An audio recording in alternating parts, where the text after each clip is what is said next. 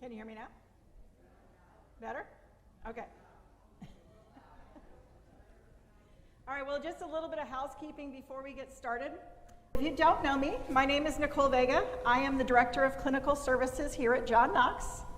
And we're going to talk about some of the various healthcare services on campus today. So we often talk about the pendulum of the care continuum.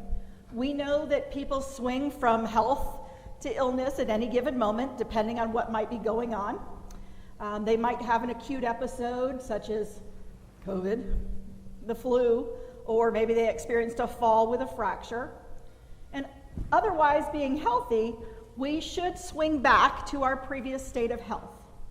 However, if someone has other risk factors, such as progressive illnesses like Parkinson's or dementia, cardiac or pulmonary conditions like congestive heart failure or COPD, each episode that we experience of illness makes it harder for us to swing fully back. So, as John Knox Village's goal is to promote you being as independent as possible for as long as possible, we have the various healthcare entities that are each here to help you swing back. So this is kind of a picture of the various healthcare entities available on campus.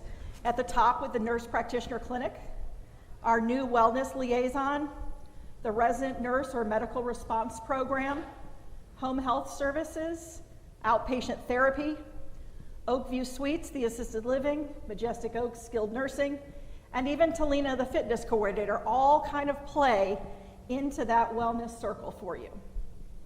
We believe that this is a comprehensive health and safety net for you, and it's there when you need it.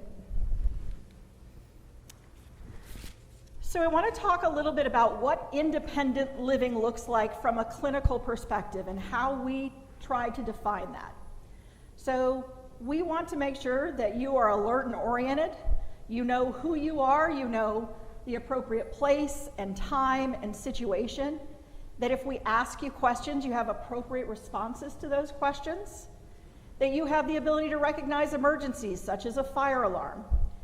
In the event there is an emergency, you have the ability to safely exit your unit. And then you have the ability to even utilize things like the strobe lights that we provide so that you can alert us if there's issues, or even utilizing a pendant. Independence from a clinical view also includes your ability to get to and from meals, or the ability to order and pick up meals, and your ability to maintain what we refer to as the activities of daily living. And that's bathing, dressing, grooming, toileting, and eating. In the event that there is an issue identified with your health or safety, this is the moment when the Life Care Committee will attempt to intervene. And we're going to talk about what that looks like. So the goal of the Life Care Committee is to keep you as independent as possible for as long as possible. But independent doesn't necessarily mean without services. So for example, if you're having a hard time bathing or showering, I can get a home health aide to come out to your home, help you a couple times a week with that, and you can maintain your independence with that assistance. There's no need to discuss a different level of care for something that we can easily manage through home health. However, if you can't get out of bed or a chair without assistance, that would likely mean that your most independent level would be assisted living, where someone would be there all the time to be able to provide that assistance.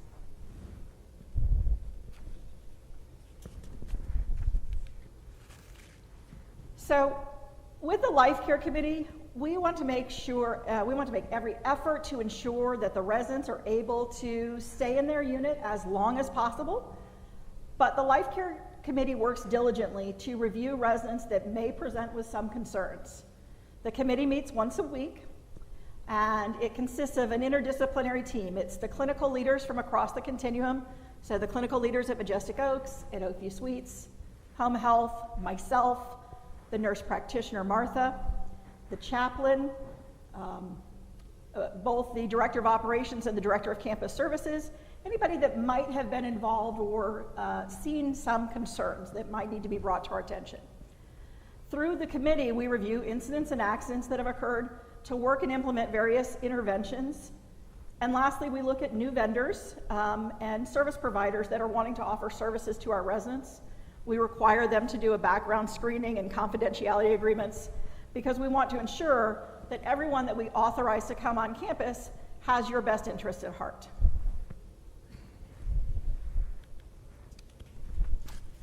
So in the event that there is some concern for your health or safety, and we make recommendations from the Life Care Committee, what those may look like is a visit from the new Wellness Liaison, that's Amanda Logan, a visit from the resident nurse or the medical response team.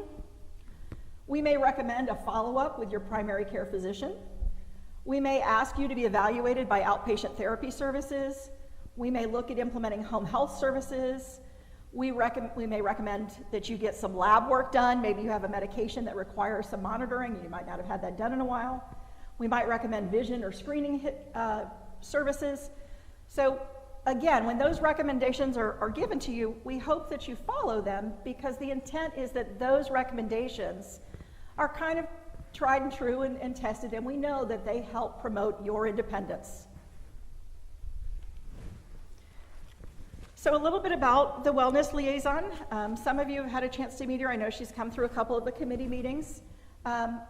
She is a resource that is available to address life changes. She's able to connect you with various resources in the community or here on John Knox. She can provide caregiver education and tools for things that you might be going through. She can provide end-of-life counseling, helping you make sure that your advanced directives are in place, maybe putting you in coordination with other services that you need in order to do that. She can help you coordinate some of your insurance benefits. If you're trying to coordinate the utilization of your long-term care policy, she can help you reach out to them and get that ball rolling. She can provide general psychosocial support, and she can assist with the coordination of any services that we provide here on campus through the Health Continuum. So most of you are very familiar with the resident nurse or the medical response program, and so this is kind of a walkthrough of what it looks like from the resident nurse perspective. She is normally your initial contact with the healthcare services here on campus. When she comes out and meets with you, some of you may be new and have seen her recently, some of you may not have seen her in years, she does a fall risk assessment. She does what we call a life care assessment, and I'll explain what that looks like a little bit. The resident nurse or the medical response team may come out and do wellness checks periodically. They certainly are the response to the courtesy call system. And they also participate in home evaluations when you're discharging from Majestic Oaks back to home, or if you've discharged from the hospital back to home, so that we can make sure that all of the services that you need to be safe are in place.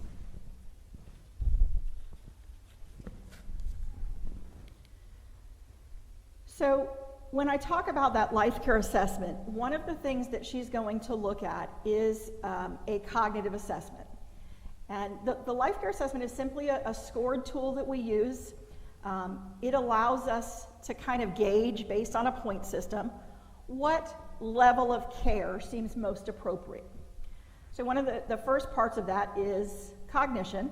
We want to look at orientation. Are you alert and oriented to that person, place, time, and situation? What is your mood and your affect? Often we see with certain cognitive disorders or neurological disorders such as Parkinson's, you see patients begin to have a flat affect. They don't really respond with a lot of emotions in their face. We might look at behavioral concerns. Those might be related to anxiety or fear-based. We know that sometimes with some of the cognitive disorders we see paranoia. And lastly, we want to ensure that wandering or elopement risk is not a concern, because we don't want somebody to leave the campus if they weren't able to safely return. We're going to look at a functional assessment through that life care assessment. This is going to look at the ability for you to maintain in your current lifestyle. Do you need assistance to go to appointments? Do you need assistance with shopping? Are you able to maintain your home in a safe manner? We want to further determine if the resident's at risk due to their support system. Maybe they are the primary caregiver to a spouse in the community, and we need to consider what would happen if that caregiver ended up hospitalized. Because then that person that they're caring for may not have their normal support system, and we may need to intervene. Do you have frequent hospitalizations? That may be an indicator for us that there's a chronic medical condition that may not be managed well. We want to look at medications. We know that statistically speaking, if you take more than 5 medications, that dramatically increases your risk for complications. All of you are thinking, how many medications do I take? It's more than 5. I take more than 5. And we also know that certain medications predispose you to side effects. Some medications require monitoring through lab services, and some medications are better tolerated at certain times of the day. And so we are concerned with when you have multiple chronic conditions. And I gave a chat a few years back now, probably, on some of those services, and we know that if you have more than 7 diagnoses, that puts you in that high-risk category.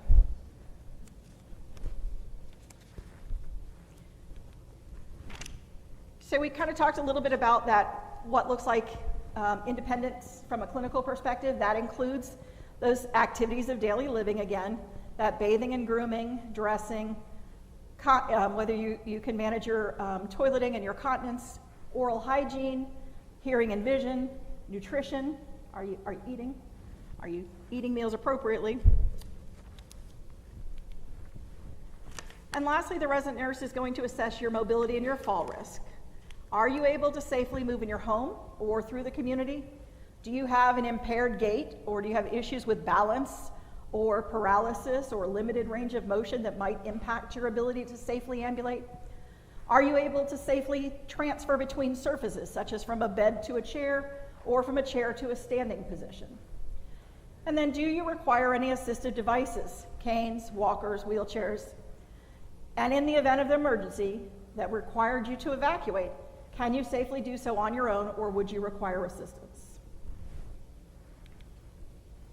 Okay, now we're going to shift a little bit, and we're going to talk specifically about home health services. And home health gets a little confusing because we provide a couple different tiers of services. So I want you to think it as 2 distinct entities. And we're going to talk about the first entity now. That is skilled home health services. This is when you are typically discharged from an acute care facility like a hospital, or you're coming from Majestic Oaks, and you're going to receive home health after that. These are typically covered by your insurance, and they're ordered through a physician. They include visits from skilled clinicians, so your nurses, your physical therapist, occupational therapy, speech therapy.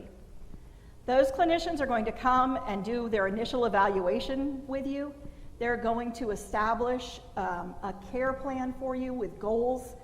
We have to then send that plan of care to your physician. They have to agree with it, and they need to continue to provide additional support and orders for those services as we go.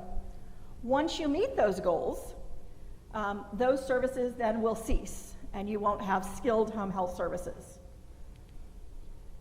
So in order to meet the criteria for skilled home health services, you must have Medicare Part A or Part B, or some type of managed healthcare plan, your Humanas, your Aetnas, things of that nature. You have to meet the criteria of being confined to your home, and we'll explain that a little bit. The physician has to say that you need these skilled services, and they have to continue to support the need for that. You must be under the care of a physician, and you have to receive services under that original plan of care that I talked about, that those clinicians set for you when they first come out and do that evaluation. Prior to services or within 30 days of starting services, you have to have a face-to-face visit with your physician, because that's where they're going to certify that you require those services. And there's some very specific guidelines for Medicare that they have to document to say that you meet that criteria. And like I said, this typically is services that follows those acute inpatient stays or a stay at Majestic Oaks. This slide goes into that homebound criteria a little bit more. It's an area that we get a lot of questions on. And so you either have to meet one criteria in the first column or both in the second. The first one says because of illness or injury or the need of supportive devices such as crutches, canes, wheelchairs, or walkers, or you require the use of special transportation or the assistance of another person to leave your residence. Or you have a condition such that leaving his or her home is medically contraindicated. A perfect example of that one was COVID, because they didn't want you leaving your home and potentially spreading it. So if you had COVID and were receiving home health services, that was kind of an automatic confined to home criteria being met. If you don't meet either of those two, then you have to meet both in the second category. And those are that there must exist a normal inability to leave your home, and that when you leave your home, it requires what they call a considerable and taxing effort.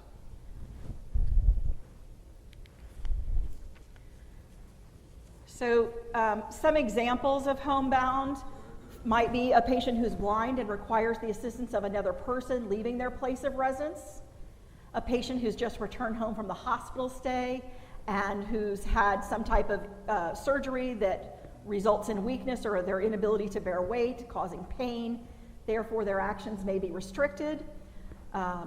Somebody may have limited weight bearing because of those surgeries. A patient with a psychiatric illness that is manifested in part by a refusal to leave their home. So those are kind of some examples of what that looks like. You can leave your home for brief periods and still meet the homebound criteria. You can go for a relatively short duration in time. You can go out to your doctor's appointments. You can go to religious services. You can attend an adult daycare program or other infrequent trips, such as if you were attending a graduation or a funeral or something to that nature.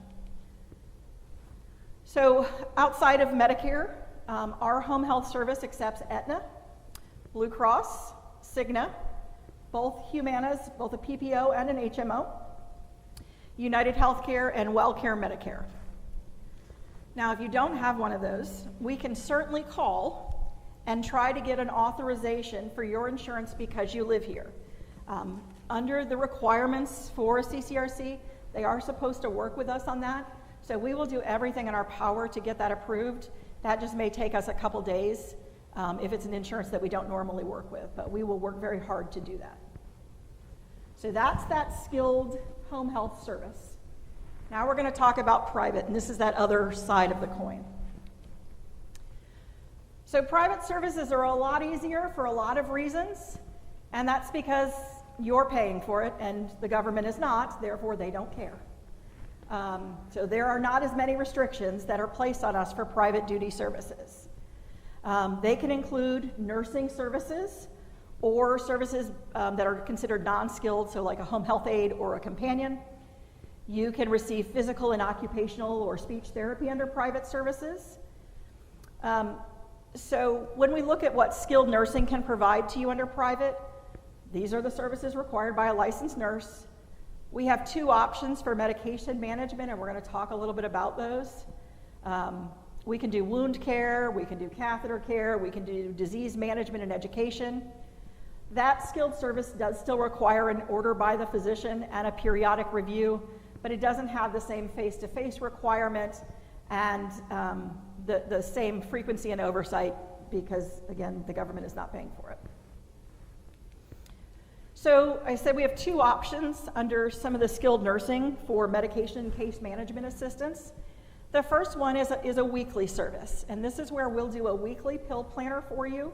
We'll come to your home, we'll collect your medications, we'll verify all the orders with the physician, make sure there's no duplication in therapy, and make sure everything's good with those medications, and we'll set them up in a weekly pill planner. When we come out to deliver that planner, we're going to monitor all your vital signs. We're going to check your blood pressure, your pulse, your respiration. We're going to monitor your weight. I have that in there twice. And we're going to manage all prescriptions for you moving forward. So if you need any refills, if you need prior authorization to get a medication filled, we will take care of that. We will deal with communicating with your physician and deal with any issues or effects of the medication. We will handle the destruction of medications that are no longer used or expired. We will manage all of your physician appointments moving forward if you want us to, including scheduling and rescheduling, arranging transportation, completing any necessary physician paperwork that might need to be done, by confirming your physician appointments and providing you with appointment reminders. We'll manage all your laboratory services. We'll schedule lab draws at Oak Park to ensure that the physician receives the results. We'll accept orders from the physician, including medication adjustments. We will communicate information to you or your medical power of attorney as needed. And then if you have any long-term care insurance claims, we will assist in the filing of those claims. The second option is daily services. So typically when we switch to daily services is when weekly has proven to be ineffective. So maybe somebody is having some cognitive issues, and when we go out on a weekly basis, we're noticing that there's several medications still left in the planner, or they're mixing them up, or they're not taking the right days at the right times, and so we may switch to daily services. And this is where the nurse is actually going to come out every day, and she's going to administer the medications herself. If you have evening medications, we can set those up in a daily pill planner. Usually, if we limit the number of pills in a pill planner, somebody's usually able to manage that pretty well. We, again, will provide any necessary skin or treatment orders when we're there for that daily med visit. That doesn't include extensive wound care. We would have to schedule a different visit for that. We'll still monitor your vital signs just like we did with the weekly program. We will continue to manage all of your prescriptions just like in the weekly program. We will destroy all the medications just like we talked about.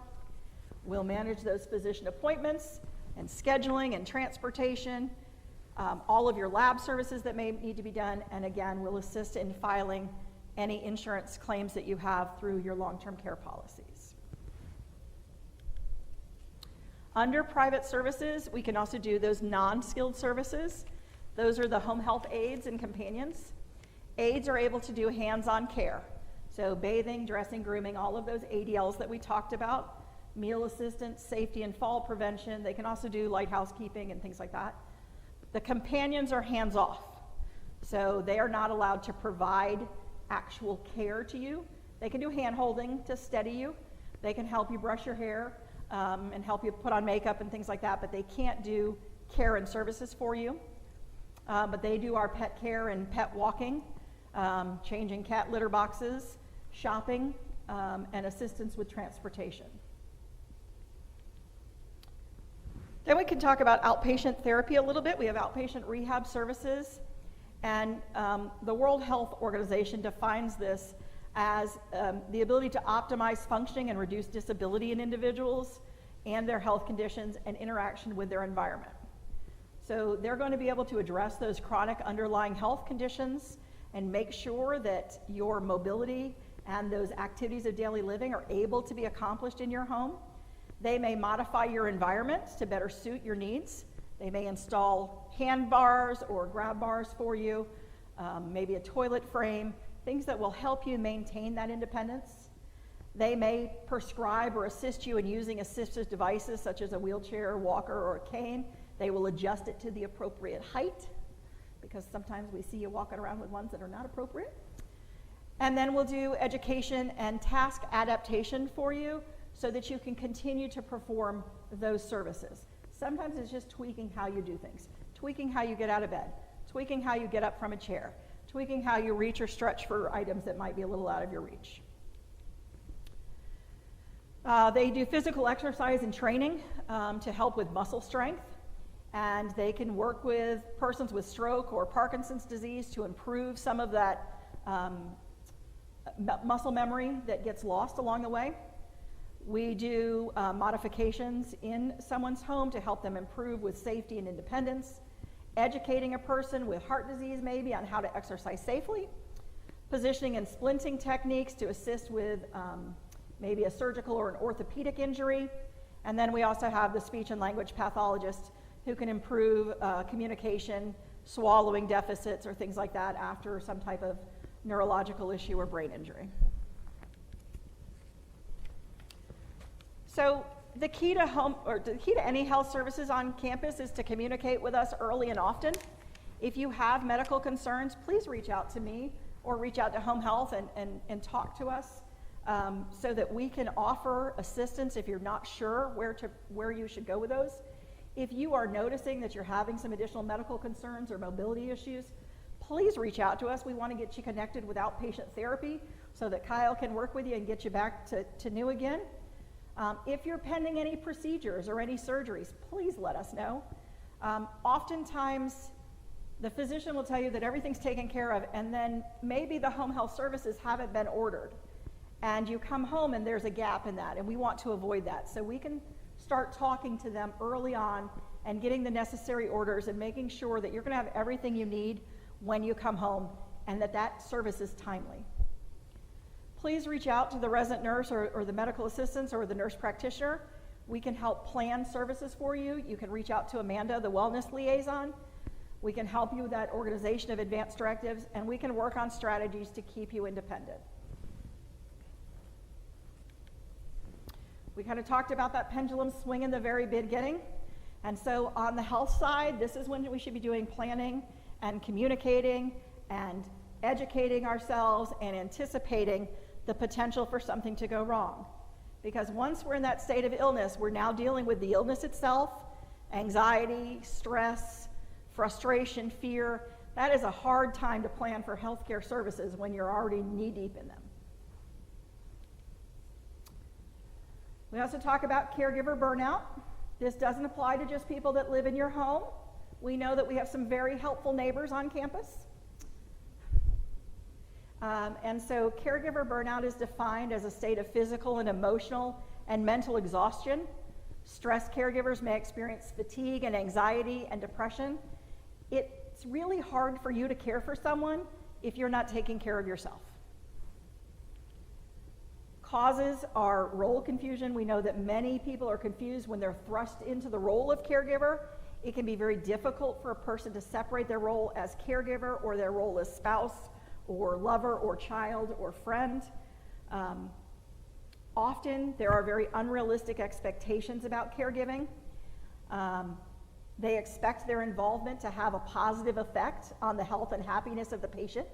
Sometimes that's not the case. Patients who are suffering from progressive illnesses, such as Parkinson's or Alzheimer's, may become very defensive and very angry about your help. And it's not because you're doing anything wrong, it's just part of the disease process. There's a lack of control. There may be frustration over financial resources that are now being diverted to healthcare, skills to effectively plan and manage services. Caregivers often place unreasonable demands on themselves. They all of a sudden think, because I've said that I'm going to be with you in sickness and in health, that I don't need to sleep and I must attend to you for 24 hours a day. And we know that's very difficult. That becomes exhausting. And if you're exhausted, you can't help provide services. So you probably need a break every now and then. And then caregivers get burnt out because they often fail to ask for help because they think they should be the one to provide that service. As a neighbor, that is nowhere in your contract. You do not have to provide care and services. Please call us, we'll help. So to prevent caregiver burnout, you need to set realistic goals and accept that you may need help with caregiving and turn to others for help with those tasks. Be realistic about your loved one's disease, especially if it's a progressive illness. Acknowledge that there may come a time when that particular person requires nursing services or assisted living services outside the home. Don't forget about yourself because you're too busy caring for someone else. You need to set time for yourself, even if that's an hour or two. Remember that taking care of yourself is not a luxury. This would be a great time to utilize those companion services. If you have an activity or an event or something that you want to go do, you ought to be able to leave your home for a couple hours and not fear that the person you're caring from won't be safe. So call us and we'll schedule some time that we can come and sit there in your home so that you can go out and about and still take care of yourself and give yourself time. Who should you call? You can always call me. But the resident nurse extension is 1407. For services in your home, you can call extension 1413 or 1402. I'll change that before we post that to 1402. That's probably the better extension. Oakview Suites is extension 1501, and then Majestic Oaks is 2011. And those are probably getting you to the closest person that can answer most of your questions. And then you always have me, and my extension is 1022. I am back in the admin offices now, and my email is there if you need to reach me. So, questions? I'm sure they're going to come around with a microphone, so.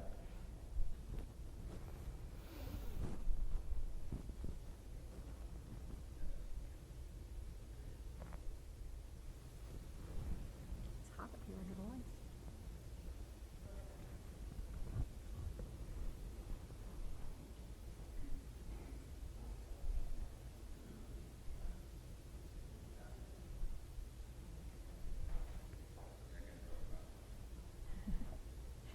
They're coming. The microphones aren't working well. There we go. Thank you, Nicole. My name is Satar Sheth, and I'm fairly new here. A good display for information. Number one, are your slides on the portal? Yes, they will be. If they're not already, they will be. Thank you. And the second thing was, you mentioned the medication management. Mm-hmm. You review if there's a duplication. At the same time, very important, have to look drug-to-drug interactions and drug-to-food interactions. So that's important to review as well. Yes, so we work closely with our pharmacy team here. Our electronic system has some kind of built-in interaction, so when we enter those medications in, it will give us some kind of common interactions or issues with medications. And so we send that off to the primary care physician for approval or adjustment in case they're not aware, because we know that oftentimes medications are prescribed by different providers and there's not a coordination with that medication. So yes, we do that. Thank you.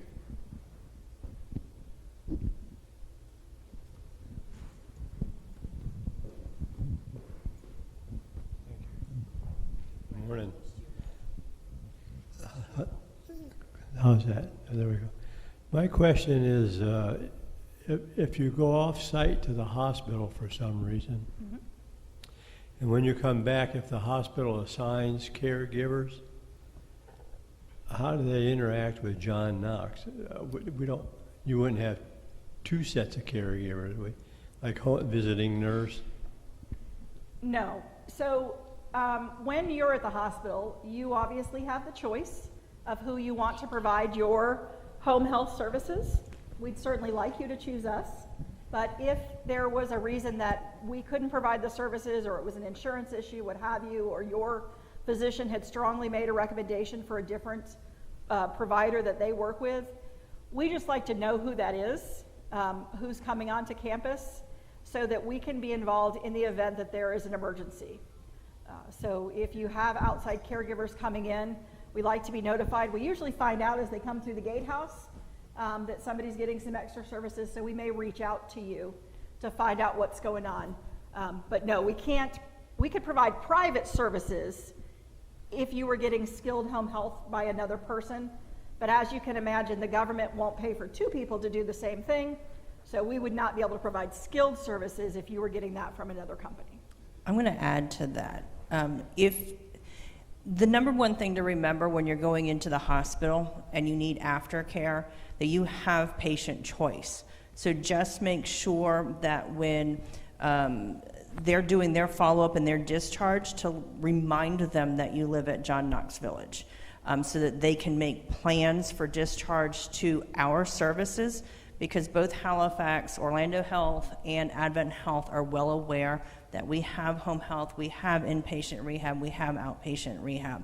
So make sure that you keep reiterating that you are a John Knox Village resident. And if you're going in for a planned procedure, call Nicole in home health before you go in for your procedure, so that you're making some of those arrangements with your physician in advance, so that all of those things are taken care of before discharge. I'm going to add to that too, because sometimes they believe that everybody at John Knox lives in Majestic Oaks. And they don't send and they don't send an order for services for you, even though you need it. So you need to advocate for yourself too, to make sure that if you think you're going to need services at home, that you're making them prescribe those while you're there, because often they'll say, oh, well, they go back to Majestic Oaks, and you've never been at Majestic Oaks before. So sometimes they will just discount and think that you have 24-hour nursing care available to you in your home just because you live here. So. Did you have a separate follow-up? Coming. One second, wait for the microwave. I'm new here, so I don't know, but have you found that there's any conflict between the outside doctors? So we work closely with the hospital. We actually have an electronic system for them to send us the referrals. But they work with multiple organizations, and so sometimes they don't always connect the dots with John Knox. So that's what Shannon was kind of explaining, that you have to kind of remind them that you're here and that we have services available.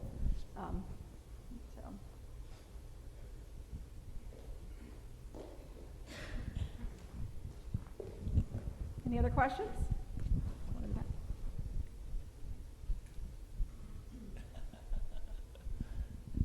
Thank you, Nicole, for a great presentation. Very detailed. Appreciate that. Wanted to ask you, can we get a complete copy of all the details you just showed us? Because, you know, being seniors, we can't read that fast, you know?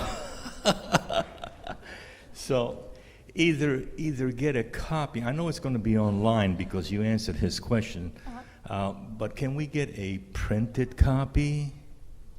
That would really help us so we can read it at our own time when we're sitting outside in the garden or wherever. I really appreciate that. Okay. Let's try to get you one. Thank you. Any other questions? Right here. Going on with this last question, would it be possible to have a business card size to put in our wallet of all of your phone numbers? Sounds like an excellent idea. Good idea. I'll get with those folks in marketing to see if they can make that happen for me. Anybody have any other questions? I'll be around for a few minutes. I know that there are a couple people that told me they had individual things to speak with me about, so if you have individual questions, I'll stick around. And you can always make an appointment to speak with me or come see me anytime. I try to be available as much as possible. And if you call through the after hours line, you'll get me too, so.